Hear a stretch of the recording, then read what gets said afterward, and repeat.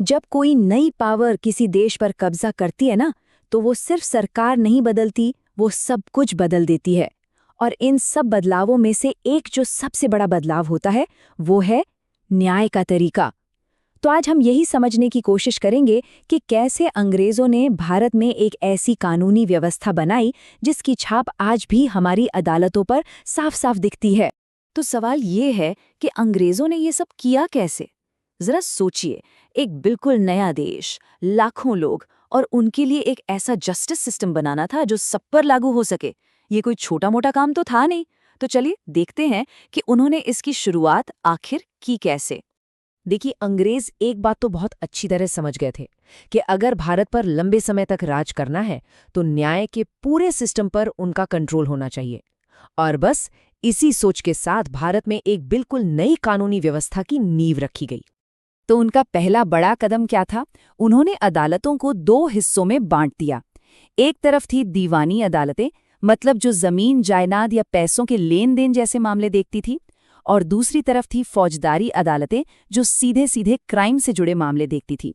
और उन्होंने ना एक पिरामिड जैसा सिस्टम बनाया, मतलब सबसे बड़ी अदालत सबसे ऊपर, और फिर फैसले ऊपर से छनकर नीचे की अदालतों तक आते थे। अब इस पूरे बड़े बदलाव के पीछे दो खास नाम आते हैं। पहले थे वॉरेन हास्टिंग्स, जिन्होंने, आप कह सकते हैं, इसका पूरा आइडिया दिया, और दूसरे थे लॉर्ड कॉर्नवालिस, जिन्होंने 1793 में इस आइडिया को जमीन पर उतारा, उसे एक ठोस शक्ल दी। मतलब एक तरह से हेस्टिंग्स ने नक्शा तैयार किया और कॉर्नवालिस ने उस नक्शे पर पूरी इमारत खड़ी कर दी।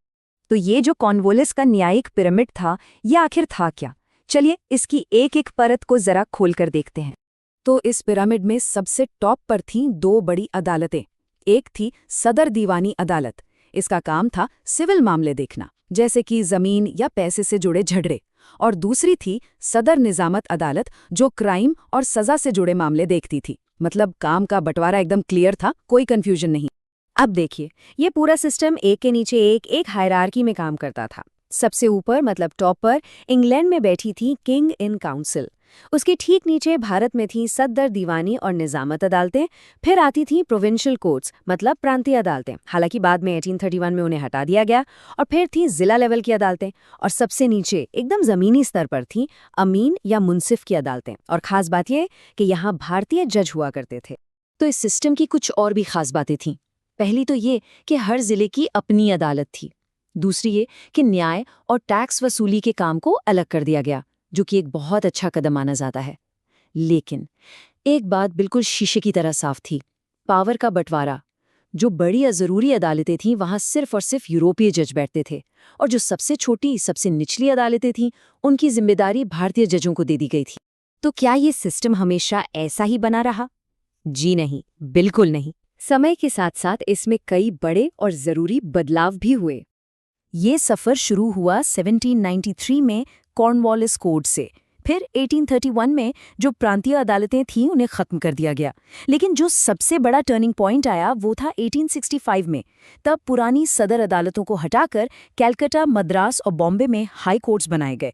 और कमाल की बात यह है कि ये वही हाई कोर्ट सिस्टम है जो आज भी हमारे देश के जस्टिस सिस्टम का एक बहुत ज़रूरी हिस्सा है। अब अंग्रेज़ों का दावा तो यही था कि वो एक मॉडर्न और एकदम निष्पक्ष, मतलब इम्पार्शियल सिस्टम ला रहे हैं। लेकिन सवाल ये है कि क्या जो कानून कागज़ पर लिखे थे, वही ज़मीन पर भी सच थे? चलिए अब इस कहानी के दूसरे और शायद ज़्यादा ज़रूरी पहलू पर नज़र डालते हैं। देखिए, अंग्रेज़ अपने साथ एक बहुत बड़ा आइडिया लेकर आए थे, रूल ऑफ लॉ, यानी कानून का शासन। इसका सिद्धांत बहुत सीधा सा था कि कानून सबसे ऊपर है, चाहे कोई राजा हो या गरीब आदमी, सब उसके सामने बराबर हैं। और ये उस समय के भारत के लिए एक बहुत ही क्रांतिकारी, एक रेवोल्यूशनरी विचार था। और उन्होंने इसी सिद्धांत को भारत में लागू करने की कोशिश भी की। कागज पर तो ये एक बहुत ही बड़ा और पॉजिटिव कदम लग रहा था, लेकिन असलियत कुछ और ही निकली। जिस कानून को बराबरी लाने के नाम पर बनाया गया था, वही कानून गरीबों के लिए अन्याय का कारण बन गया। तो सवाल उठता है कि आखिर ऐसा हुआ क्यों? खैर, इसके कई कारण थे। एक तो ये कि कानून खुद ही कई बार ठीक नहीं थे, उनमें ही खामियां थीं। दूसरा, पुलिस फोर्स और बाकी सरकारी दफ्तरों में करप्शन, मतलब भ्रष्टाचार बहुत ज्यादा फैला हुआ था। और नतीजा क्या हुआ नतीजा ये हुआ कि न्याय एक इतनी महंगी और लंबी प्रक्रिया बन गया कि वो आम और गरीब आदमी की पहुंच से बहुत बहुत दूर हो गया। तो फिर इस पूरे सिस्टम के बारे में क्या कहा जाए? ये एक तरह की दो-धारी तलवार थी। चलिए एक आखिरी विचार के साथ इस बात को समझने की कोशिश करते हैं।